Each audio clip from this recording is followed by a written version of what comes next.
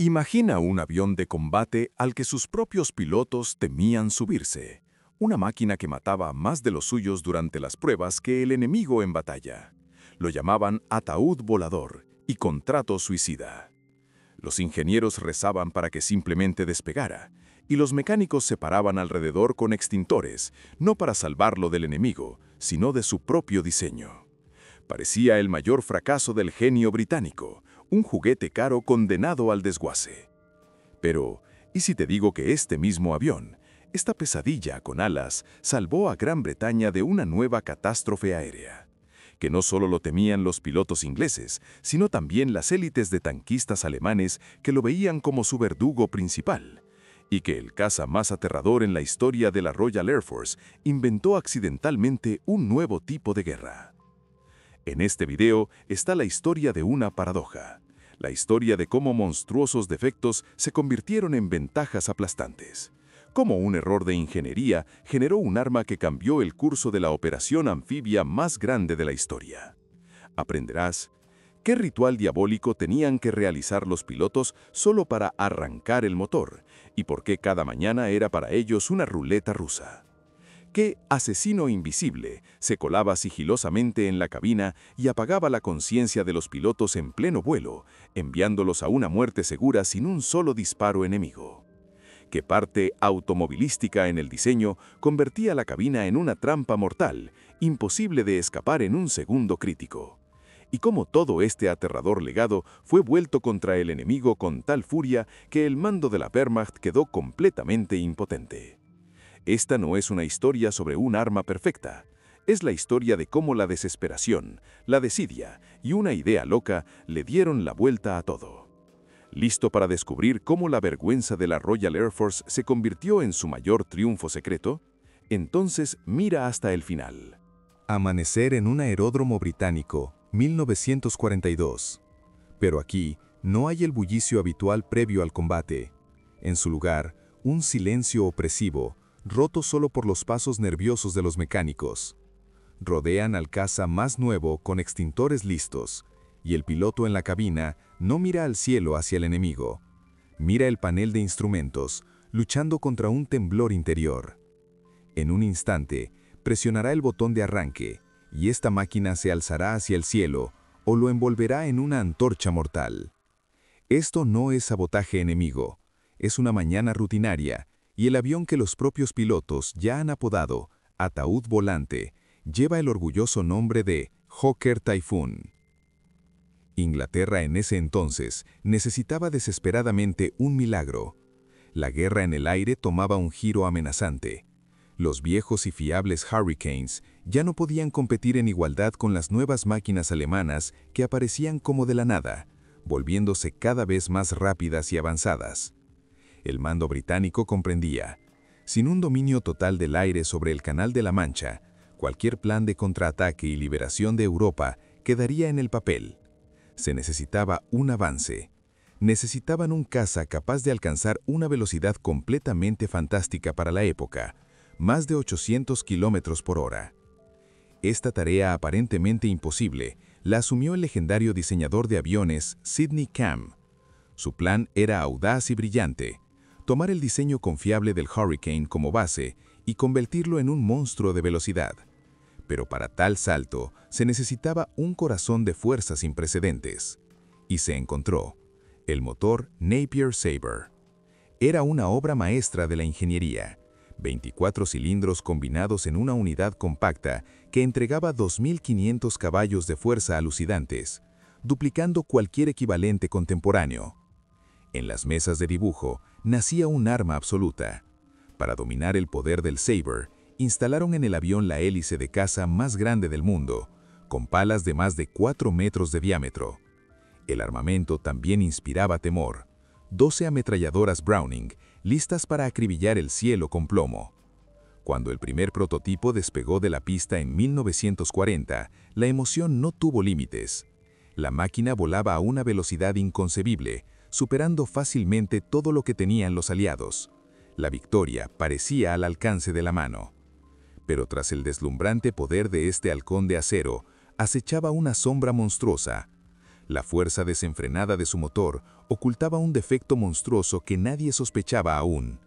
Las primeras grietas en la imagen perfecta del futuro Salvador ya aparecían siniestramente en el metal, y muy pronto se revelarían en el cielo con claridad aterradora. Esa sombra alcanzó al Typhoon durante uno de sus vuelos de prueba rutinarios.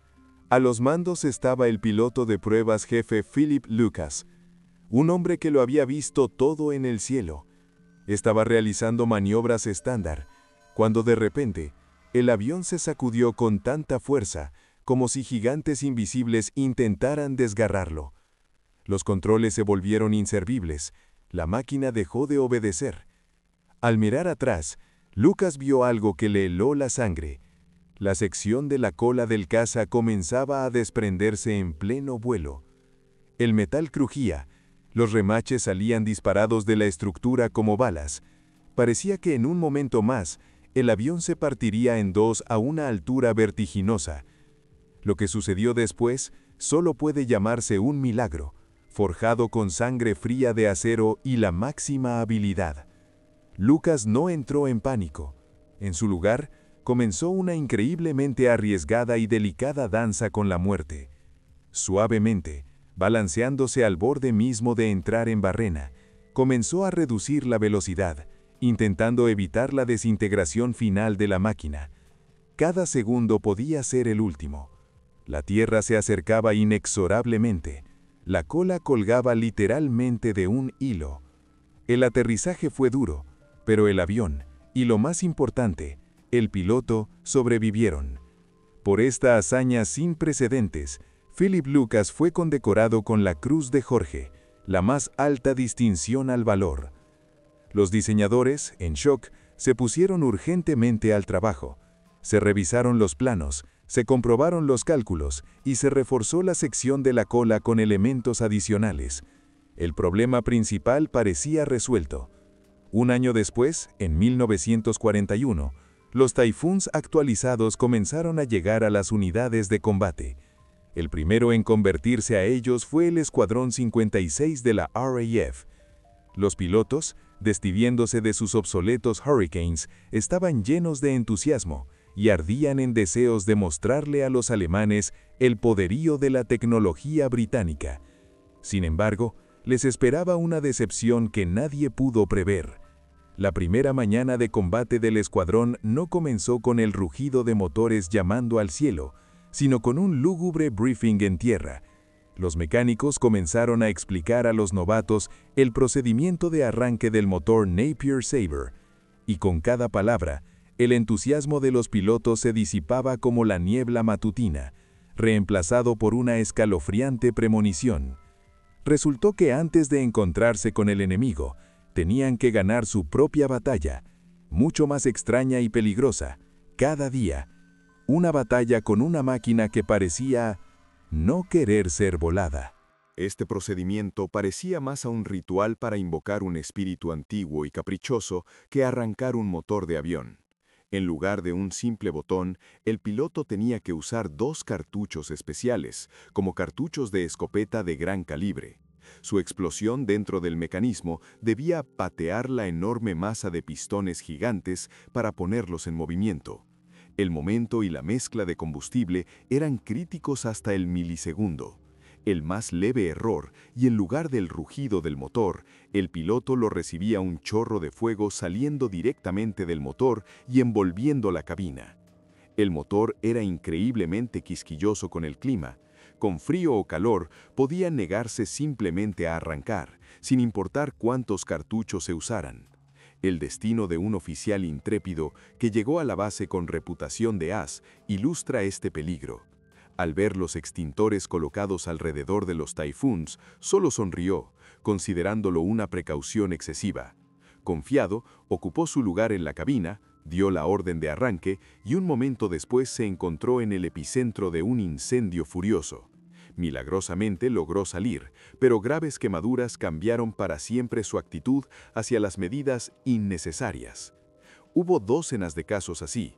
Cada mañana se convertía en una lotería, o el rugido del motor, o una ráfaga de fuego. Pero aún un despegue exitoso no garantizaba el regreso.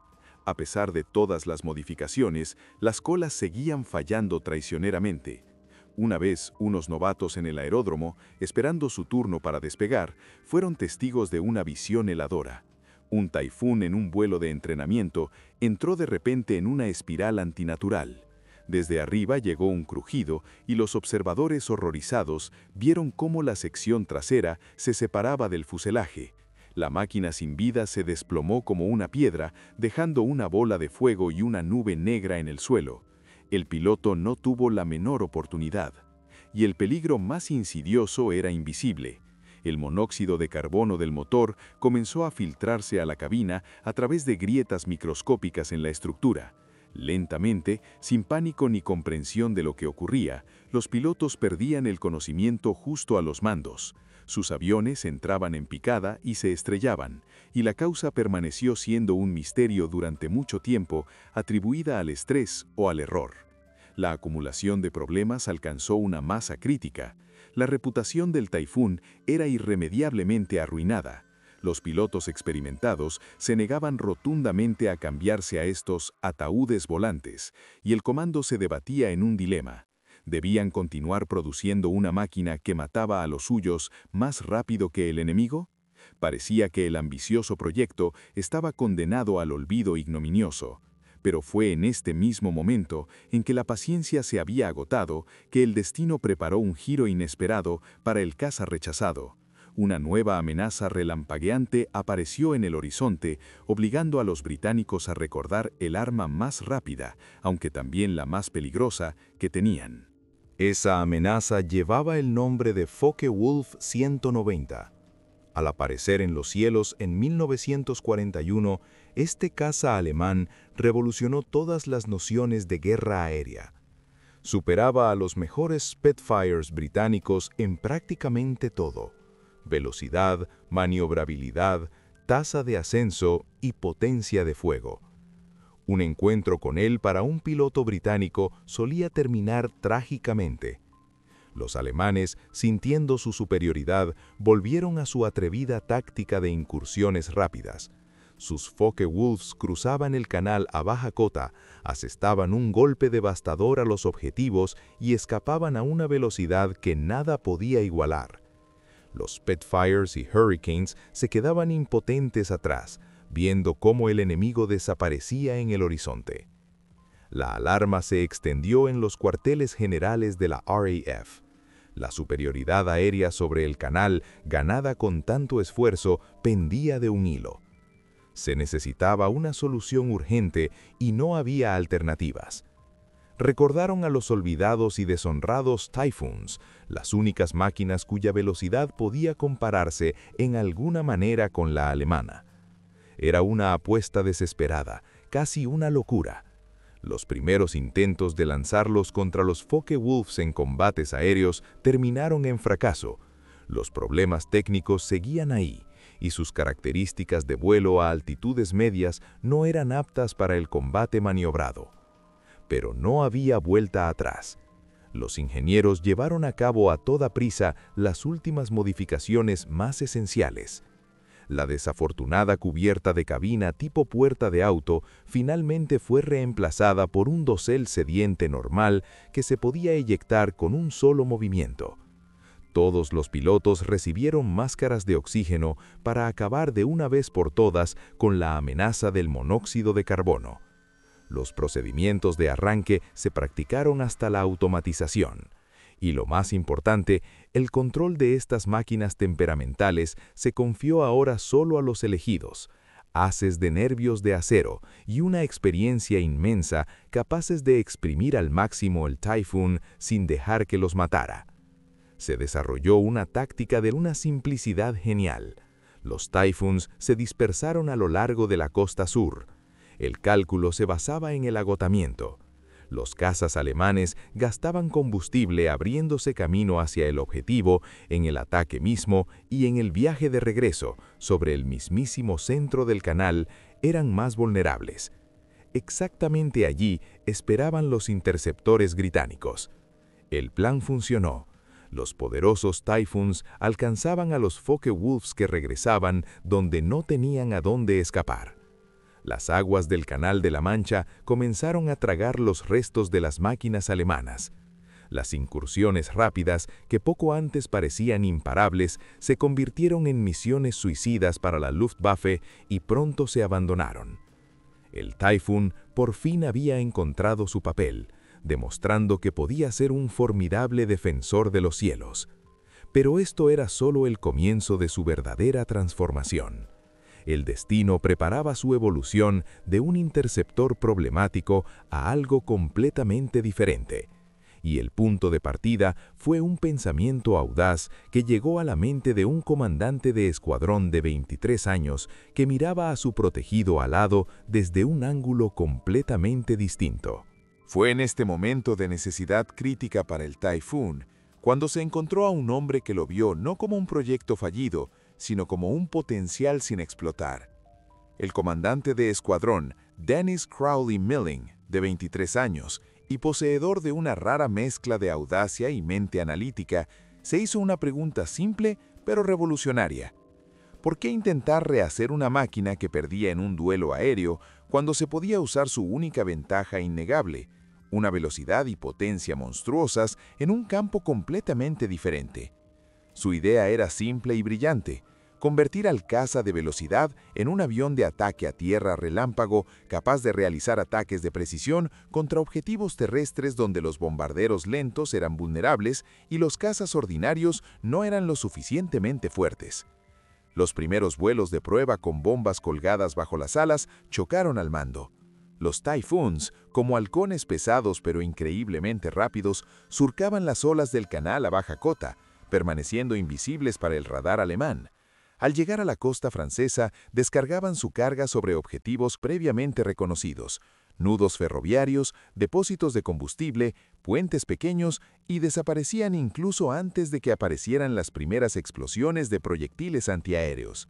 Las pérdidas fueron mínimas, el efecto tácticamente significativo. Sin embargo, el verdadero punto de inflexión, que cambiaría para siempre el destino del avión y el mismo concepto de la aviación táctica, aún estaba por llegar. Llegó con una nueva arma: cohetes no guiados. Los ingenieros adaptaron rieles para 8 de estos cohetes bajo las alas. Los resultados de las primeras pruebas dejaron atónitos incluso a los militares más experimentados. La andanada de un solo caza llevaba un poder destructivo comparable a una salva artillería naval. La parte superior pesada y mal blindada de los tanques, las locomotoras, edificios fortificados, todo era indefenso contra el impacto de un cohete de 27 kilos con una cabeza de carga hueca. En paralelo, el armamento estándar de ametralladoras fue reemplazado por 4 cañones automáticos Hispano de 20 milímetros, cuyos cañones escupían una galanilla de proyectiles pesados capaces de destrozar blindaje ligero y arrasar con la infantería. Así, en cuestión de meses, ocurrió una asombrosa metamorfosis. El Hawker Typhoon, hasta hace poco símbolo de un error de ingeniería y la desesperación de los pilotos, renació. Ya no era solo un caza, se convirtió en algo fundamentalmente nuevo: un arsenal volante, una plataforma de ataque universal, el primer verdadero cazabombardero del mundo. Su elemento no era la altura, sino la cubierta, una altitud extremadamente baja, donde su velocidad lo hacía escurridizo y su potencia de fuego letal. El avión por fin había encontrado su especialización única, su nicho donde no tenía igual. Y como si destino mismo confirmara lo acertado de esta elección, la adquisición de nueva fuerza del Typhoon coincidió perfectamente con el inicio de los preparativos de la mayor operación anfibia de la historia, el desembarco aliado en Normandía. Para su éxito, había que resolver una tarea titánica: aislar la cabeza de playa paralizando el sistema de defensa, logística y comunicaciones alemanas, y hacerlo de la manera más discreta y precisa posible. No se necesitaba un ataque masivo, sino un trabajo de precisión cirujana, y el mando aliado ahora tenía la herramienta perfecta, perfeccionada en incursiones anteriores.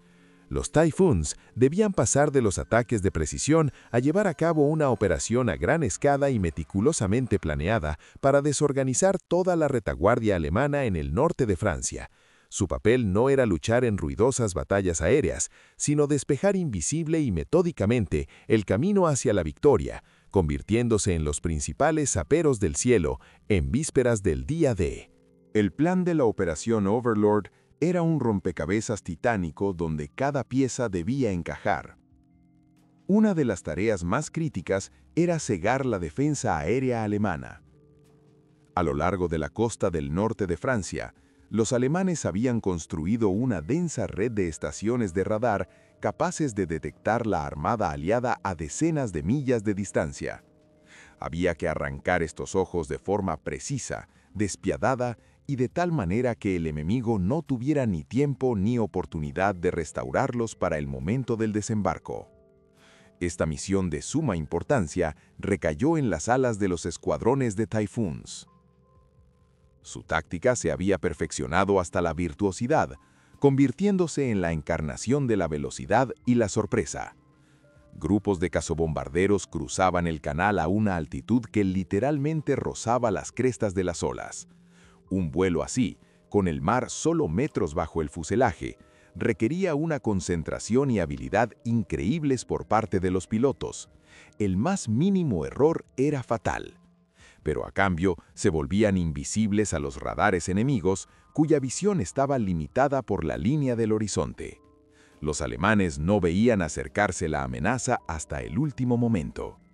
Al llegar a la costa, los Typhoons ejecutaban su maniobra característica, un ascenso rúpido seguido de un picado casi vertical sobre el objetivo. Con el ensordecedor rugido del motor y el silbido del aire cortado, se abalanzaban sobre torres de radar, baterías antiaéreas y centros de comunicaciones. Se usaban tanto roquetes como cañones pesados. La precisión de los ataques lanzados desde tan corta distancia eran imprecedentes. Donde los bombarderos ordinarios soltaban toneladas de explosivos sobre un área, los Typhoons actuaban como francotiradores, destruyendo equipo críticamente importante con un solo disparo preciso. Decenas de estaciones se convirtieron en ruinas humeantes en pocas semanas, y la defensa aérea alemana en Normandía estaba cierta y sorda al inicio de los desembarcos. La siguiente fase de la operación fue la destrucción metódica de todo lo que permitiera al enemigo maniobrar con sus reservas. Los Typhoons se centraron en la infraestructura de transporte. Se convirtieron en la pesadilla de los logísticos alemanes. Los trenes, especialmente las locomotoras, eran su objetivo favorito. Un roquete que perforaba la caldera causaba una explosión monstruosa, destrozando todo el convoy. Los puentes se derrumbaban bajo una granizada de proyectiles. Las estaciones de clasificación se convertían en montones de raíles y carrozas retorcidos. Las carreteras eran patrulladas continuamente. Cualquier columna avistada de camiones, vehículos armados o carros era inmediatamente sometida a un ataque despiadado. Los aliados construyeron sobre el norte de Francia una barrera aérea invisible pero infranqueable que aislaba la región del resto del territorio ocupado. Los resultados de este trabajo titánico se hicieron obvios en la fatídica mañana de 6 de junio de 1944. Cuando las primeras lanchas de desembarco surcaban las olas de Normandía, el mando alemán se encontró en un vacío de información. Sus radares guardaban silencio, los informes de la costa llegaban con un retraso monstruoso, y las órdenes de desplegar reservas chocaban con puentes destruidos y carreteras bombardeadas. Las famosas divisiones pesadas Panzer, que debían arrojar a los aliados al mar en las primeras horas, quedaron atascadas tierra adentro, perdiendo equipo y hombres aún en la marcha bajo continuos ataques aéreos. El éxito del desembarco se forjó en gran medida en los meses anteriores por las alas de acero de los Typhoons. Sin embargo, una vez asegurada la cabeza de playa, comenzó una nueva fase de la guerra, no menos cruel, el lento y sangriento avance tierra adentro por Francia. Los alemanes, recuperándose del shock inicial, lanzaron a sus mejores unidades de élite en contraataques, incluyendo divisiones pesadas Panzer de las SS. Y fue entonces, en un choque con la fuerza terrestre más formidable de la Wehrmacht, cuando los Typhoons enfrentarían su prueba definitiva y probarían finalmente que su transformación en un arsenal volante no fue una casualidad, sino una visión profética del futuro de la guerra. Enfrentados a feroces contraataques alemanes, los aliados sintieron todo el poderío de los puños acorazados de la Wehrmacht, los pesados tanques Tiger y Panther, ante los cuales temblaba su propio blindaje. Fue en este momento crítico cuando los Typhoons se revelaron en una nueva y aún más temible faceta, como cazatanques sin igual.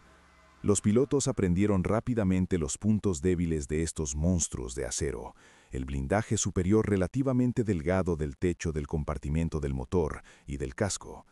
Llevando una carga letal de cohetes y proyectiles pesados, los Typhoons se lanzaban en picado sobre las columnas de tanques.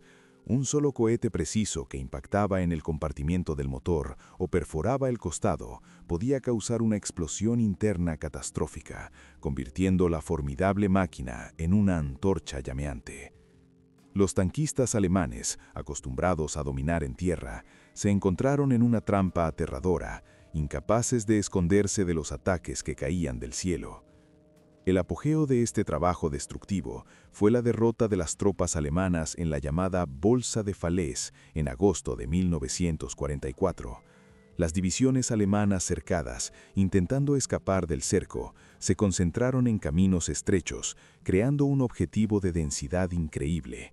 Sobre esta concentración de hombres y maquinaria estalló una verdadera tormenta de acero. Los escuadrones de Typhoons trabajaron como una cinta transportadora de la muerte, realizando oleada tras oleada de salidas desde el amanecer hasta el anochecer. Regresaban a las bases solo para reabastecimiento de emergencia y rearme, para luego volver a la batalla. Las carreteras se convirtieron en cementerios de vehículos calcinados, los campos se sembraron de escombros. Su contribución a una de las catástrofes más aplastantes de la Wehrmacht en el frente occidental no puede sobreestimarse. Fueron el martillo principal que quebró el yunque acorazado del ejército alemán. Con el fin de la guerra en Europa en mayo de 1945, la rápida carrera del Typhoon terminó igual de abruptamente. La era de los aviones de pistón ya daba paso a los jets, y los escuadrones que tan recientemente habían sido el azote del enemigo se disolvieron discretamente. Los aviones se enviaron al desguace, se abandonaron en aeródromos desiertos. Solo algunos sobrevivieron para ocupar lugares de honor en museos, como testigos mudos de su destino paradójico. Y este destino es verdaderamente único. El Hawker Typhoon, creado como un interceptor de gran altura, fracasó miserablemente en ese papel, casi enterrando su reputación. Pero rechazado, fue repensado y encontró su verdadera vocación, llevando a cabo una revolución silenciosa. Se convirtió en el prototipo del avión de combate multirol moderno, demostrando que una máquina puede ser un cazador formidable, un avión de ataque preciso y un cazatanques. Sentó el concepto fundamental del complejo de ataque universal, que sigue siendo la base de la aviación táctica hasta el día de hoy. Por lo tanto, la historia del Typhoon no es la historia de un arma impecable que salió perfecta de la mesa de dibujo. Es una historia de terquedad, adaptación e improvisación brillante. Es una lección de que incluso la herramienta más problemática puede convertirse en clave para la victoria si se tiene el coraje de abandonar el concepto inicial, mirarla desde un ángulo diferente y encontrar esa aplicación única donde sus defectos se convierten en virtudes y la fuerza bruta en habilidad devastadora. Pasó del apodo vergonzoso de ataúd volante al título no oficial pero merecido de uno de los salvadores de la costa normanda, dejando tras de sí no solo el recuerdo de una máquina, sino toda una filosofía de transformación táctica.